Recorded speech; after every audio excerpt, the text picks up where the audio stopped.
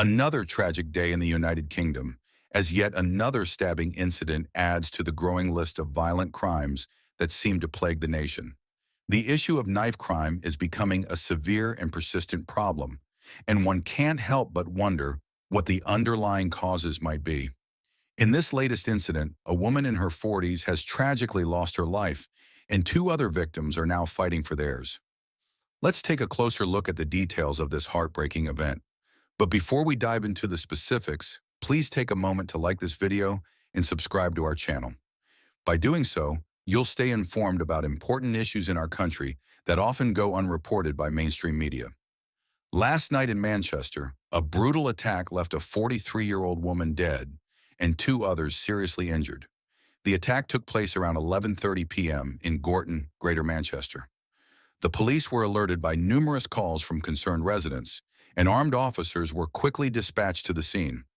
Upon arriving at Barnard Road, the police found three victims: a 17-year-old girl, a 43-year-old woman, and a 64-year-old man, all suffering from severe stab wounds. Unfortunately, the 43-year-old woman succumbed to her injuries at the scene. A 22-year-old man, who is believed to have known the victims, has been arrested on the suspicion of murder. The community is understandably shaken by this horrific incident. One neighbor told the Manchester Evening News that they were in shock, adding that nothing like this had ever happened in the 11 years they had lived there. Another resident described how police vehicles flooded the area, with 7 or 8 patrol cars arriving within minutes. In a statement, Greater Manchester Police expressed their condolences and assured the public that they are doing everything in their power to support the victims and their families during this difficult time.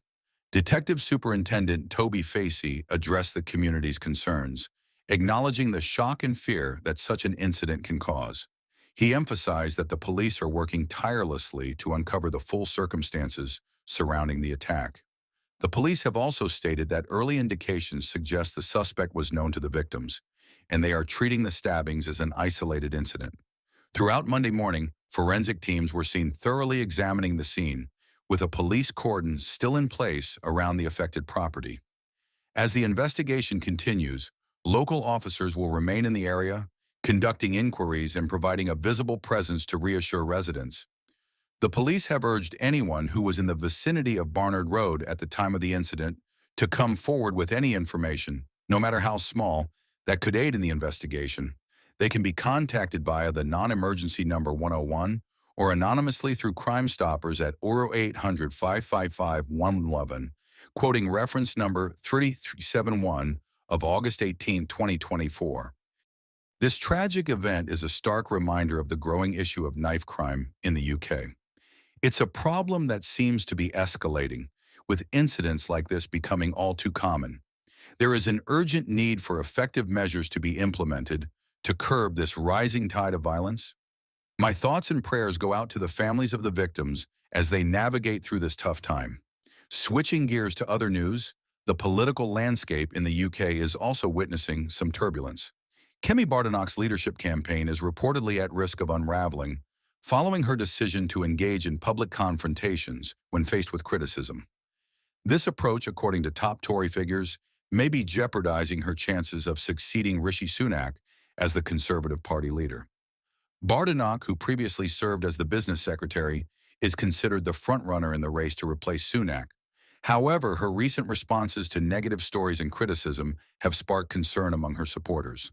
Badenoch has taken to social media to voice her frustrations, accusing her leadership rivals of playing dirty tricks and dismissing criticism as baseless attacks. In one instance, Badenoch slammed a report that highlighted her previous stance on immigration, calling it an attempt to dredge up old, irrelevant information.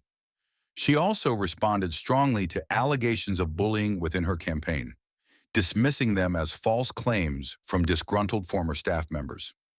While Badenoch's headstrong and confrontational approach has won her some supporters, it has also raised concerns within her party. Some Conservative MPs and advisors have warned that her combative style could alienate colleagues and derail her campaign. A top Tory source commented that while Badenoch's strengths are impressive, they only represent a small fraction of her overall approach, which can often be overly aggressive and counterproductive. Despite these challenges, Bardenok remains a strong contender in the leadership race, with significant support from within the party. However, her public supporters are fewer than those backing other candidates, such as former Immigration Minister Robert Jenrick. As the leadership race progresses, it remains to be seen whether Bardenok can maintain her momentum or if her campaign will falter under the weight of continued criticism and internal party conflicts. The Conservative Party's leadership contest is expected to heat up as the first ballot approaches on September 4th. The race will see candidates eliminated in successive rounds until only two remain, with the final decision resting in the hands of party members. Bardenok's position as the frontrunner could be threatened if she continues to respond to criticism with confrontational tactics, rather than focusing on uniting her party and addressing the challenges facing the UK. In the meantime, the tragic events in Manchester serve as a sobering reminder of the pressing issues that need to be addressed in our society. From rising knife crime to political instability, the challenges facing the UK are numerous and complex. It's crucial that both our leaders and communities work together to find solutions that will bring about positive change. What are your thoughts on the recent stabbing incidents and the state of the UK's leadership? Do you think Kemi Bardenok has what it takes to lead the Conservative Party, or will her confrontational style be her downfall? Share your thoughts in the comments below. And don't forget to like this video and subscribe to our channel for more updates and discussions on the issues that matter most.